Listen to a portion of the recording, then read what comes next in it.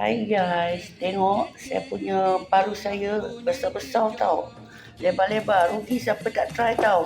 Okay, siapa tengok dengar kanci dia, nampak? Dia punya kanci, nampak? Makan macam ni pun dah sedap dah. Tak payah pakai sambal pun tak apa, tengok lebar-lebar macam ni tau.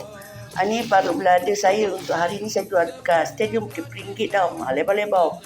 Tak payah makan sambal pun, makan macam ni sedap lah. Nampak? Dan ni saya punya sambal dia, punya belada dia, tengok. Dia tak pedas, cuma sikit je pedas.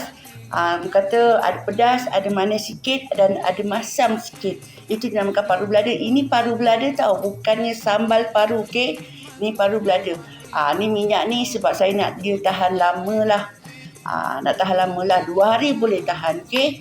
Ni tengok saya punya paru saya semua besar-besar kedabak. Rugi tau siapa tak beli. Hari ni saya beroperasi di Stadium Bukit Serindik tau. Pukul 4.30 saya dah ada sebekas RM20 untuk 250 gram, okey? Siapa nak yang sambal lebih pun saya tak charge apa-apa. Saya bagi je kalau siapa nak sambal lebih pun boleh.